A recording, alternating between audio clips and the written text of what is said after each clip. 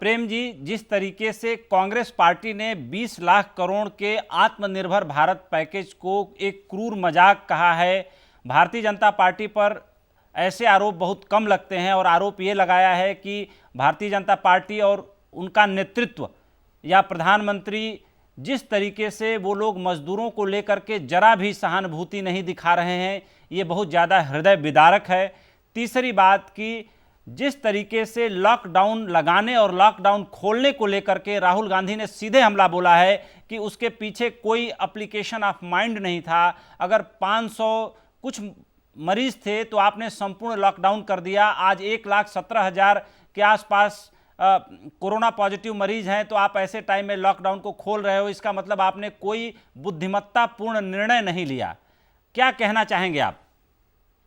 देखिए, बुद्धिमत्ता पर राहुल गांधी जी के मूल्यांकन करने का अधिकार मुझसे ज्यादा है, क्योंकि उनको देश की जनता बहुत बुद्धिमान मानती है और उनकी बुद्धिमत्ता की प्रशंसा करती है।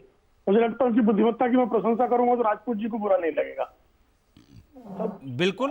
ये एक बड़ा जो है उनका आरोप है कि लॉकडाउन जल्दी कर दिया गया। एक असेसमेंट है, अगर लॉकडाउन जिस समय नियत किया गया उसमें नहीं किया गया होता तो 20 लाख पेशेंट होते भारत में। ये मेरा असेसमेंट नहीं है, जो कोविड एक्सपर्ट्स हैं उनका असेसमेंट है।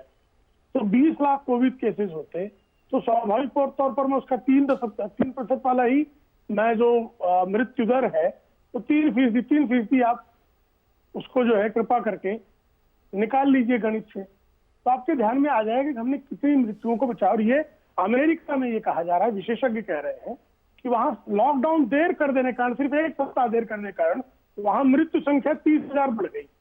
अब अमेरिका से भारत की आबादी की तुलना कर दीजिए और उस अनुपात में मृत्यु आप कैलकुलेट कर दीजिए, तो कुछ लोगों को मृत्युओं पर, जैसे विभाजन के समय 10 लाख लोगों की मृत्यु हो गई से लेकर, ऐसे में 10 उदाहरण दे सकता हूं जिनको मृत्यु भोज करने की आदत है। इस बार मृत्यु भोज नहीं हो पाया है। आप सरकार की तरफ से योजनाओं में डायरेक्ट बेनिफिट ट्रांसफर हो जा रहा है, बीच बिचौलियों कुछ मिल ही नहीं रहा है। 15 पैसे वाले को 1 रुपए पूरा मिल जा रहा है और 85 पैसे वाला कुछ नहीं पा रहा है। तो ऐसी स्थिति में विरोध करने की गुंजाइश बहुत बेहतरीन हो जाती है। दूसरी बात, जो इन दिनों की एक जो पूरे विश्व की सियासी जो स्थिति है, तो अमेरिका में डोनाल्ड ट्रंप के बारे में ओबामा इसी तरह की बातें कर रहे हैं। मैक्रों के खिलाफ आज जो है फ्रांस में मैक्रों के खिलाफ वहां के विपक्ष ने कहा कि साहब आप तो कुछ कर ही नहीं रहे हैं। जिन लोगों की अच्छी परफॉर्मेंस रेट करते हैं, जहां से ये उदाहरण उठा के ले आते हैं, जिस यूरोप से, जिस अमेरिका से प्रेरित होकर और वहां पर अपनी रुचियों को डिपॉजिट करके राजनीति करने वाले जो लोग हैं, वो कृपा करके मुझे पता है ना कि लोगों की मृत्यु इतनी ज्यादा हो जाती। और उसी तरह से जिस समय बंद किया गया उसमें भारत में बहुत सारे संसाधन का भयंकर संसाधन भिन्नता थी। हाँ साहब, एक पीपी किट नहीं बनाते थे, और अगर आप पीपी किट की आज आवश्यकता है, और आप ही कह रहे हैं और पूरी दुनिया ने देखा कि जिसने सबसे ज्यादा मेडिकल सप्लाईज कोविड के समय सबसे बड़ा जो एक्सपोर्टर है वो चीन है, और चीन ने जहां जहां माल भेजा, जिन जिन देशों को माल भेजा, वहां गड़बड़ माल गया। अकेले भारत की बात नहीं है। और फिर आपको स्वावलंबी बनना, इतने वेंटिलेटर युक्त अस्पताल बनाना, इतने कोविड सेंटर खोलना, क्वारंटाइन सेंटर खोलना, ये सब व्यवस्था किए बिना अगर आप प्रवासन को मंजूरी दे देते तो भारत की क्या दुर्दशा होती, ये कोई विशेषज्ञ बता सकता है। राजनीति करने का उनको चूंकि अधिकार है, सियासत में विरोधियों को ये तय करना है कि वो सकारात्मक राजनीति करना चाहते हैं, नकारात्मक विरोध करना चाहते हैं। ये उनका तय है। आपने देखा 2014 से 2019 तक लगातार नकारात्मक उन्होंने जो है मोदी जी को क्या क्या नहीं कहा था। आखिर में तो कह दिया कि सुप्रीम कोर्ट उनको चोर कह रहा है, सुप्रीम कोर्ट को मिसकोट करके झूठ बोल दिया। परिणाम क्या हुआ? ये मूल्यांकन कौन करेगी? ना मजदूरों के प्रति हमें करुणा का भाव है, ये मजदूर मूल्यांकन करेगा, ये किसान मूल्यांकन करेगा, ये गरीब मूल्यांकन करेगा कि साहब गरीब के घर जो है सिर्फ योजनाएं कागज पर होती थी, गरीब के खाते में सीधा चला जाए। ये मुझे 2014 तक की एक योजना बता दीजिए। प्रेम जी आपसे एक सवाल मैं और लेना चाह रहा हूं। ये देश में मीडिया ने, सोशल मीडिया ने, आप सभी ने देखा कि जिस तरीके से प्रवासी मजदूरों के साथ क्रूर मजाक हुआ है, इसमें मैं ये नहीं कह रहा कि भारतीय जनता पार्टी दोषी है या XYZ दोषी है, लेकिन आप एक बहुत वरिष्ठ पत्रकार रहे हैं लगभग 3 दशकों तक। और आज आप भारतीय जनता पार्टी के राष्ट्रीय प्रवक्ता हैं, आपको नहीं लगता कि जो एक सोची समझी पॉलिसी बननी चाहिए मजदूरों को घर तक पहुंचाने के लिए या उनके माइग्रेशन को रोकने के लिए या उनको घर तक पहुंचाने के लिए, इसमें राज्य सरकारों के साथ साथ कहीं ना कहीं केंद्र सरकार की ओर से भी क्लियर कट डायरेक्शन नहीं मिला, जिससे बहुत बड़े पैमाने पर ये राजमार्गों पर पैदल चलते हुए और बहुत ज़्यादा बदहाल स्थिति में मजदूरों को देखा गया और अभी भी मजदूरों का पलायन और उनका जो है जाना राजमार्गों पर रुका नहीं है। हाँ, ये जरूर है कि केंद्र सरकार ने अपनी तरफ से 200 ट्रेनों का ऐलान कर दिया, नॉन एसी ट्रेनों का ऐलान प्रवासी श्रमिकों की स्थिति को देखते हुए ही किया गया है, ये समझ में आ रहा है। फिर भी आप क्या मानते हैं कि किस लेवल पर कमी रह गई, बुनियादी भूल कहाँ रह गई, जिससे मजदूरों का इस तरीके से महाराष्ट्र से लेकर के तमिलनाडु तक और उत्तर प्रदेश से लेकर बिहार तक, बिहार से लेकर पश्चिम बंगाल तक हर तरफ मजदूरों की सिचुएशन को लेकर त्राही त्राही मच गई?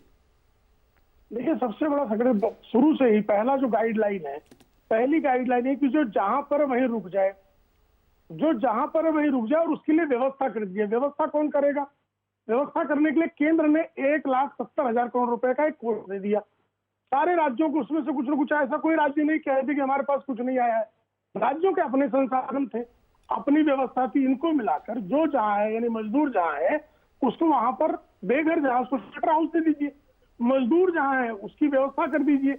आप जो है, सबसे बड़ा जो पलायन हुआ है, सबसे बड़ा पलायन जो मुंबई में मैं रहता हूँ, जिस मुंबई मेरी जान बसती है, जिस मुंबई की राजनीति को थोड़ी बहुत मेरी भी अपनी जो है कंट्रीब्यूशन है, उस मुंबई में ऐसा भयंकर भेदभाव मैंने देखा नहीं जीवन में। उस मुंबई में 96% प्रवासी मजदूरों को साहब राशन नहीं मिला। प्रवासी मजदूर रुकना चाहते थे, प्रवासी मजदूरों की उनको जब आप राशन बेसिक फैसिलिटी नहीं देंगे, 8,500 करोड़ रुपए सिर्फ जो है सेस में पड़ा हुआ है, बिल्डिंग एंड कंस्ट्रक्शन सेस में 178 करोड़ सिर्फ खर्चा किए साहब। 1 लाख करोड़ रुपए महाराष्ट्र का बैंक में डिपॉजिट है, महाराष्ट्र सरकार का, और 54,000 करोड़ रुपए बॉम्बे म्युनिसिपल कॉर्पोरेशन का डिपॉजिट साहब।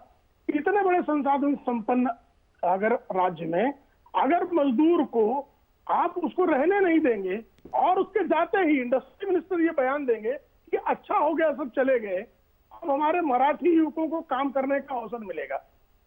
दैनिक सावना में उनके संपादक जो आज की बैठक में श्रीमती सोनिया गांधी के बहुत बड़े निमंत्रित सदस्य आदरणीय संजय राउत लिखते हैं, ये रविवार के दिन रोकठोक में लिखा है उन्होंने जी। वो कहते हैं कि यहाँ का जो दुबे, चौबे, मेनन, मेहता, नटराजन इत्यादि जो हैं, ये सारे के सारे यहाँ हमारे भुजंग की तरह बैठे हुए हैं और जैसे कोरोना के साथ जीने सीखना है वैसे इनके साथ रहना है।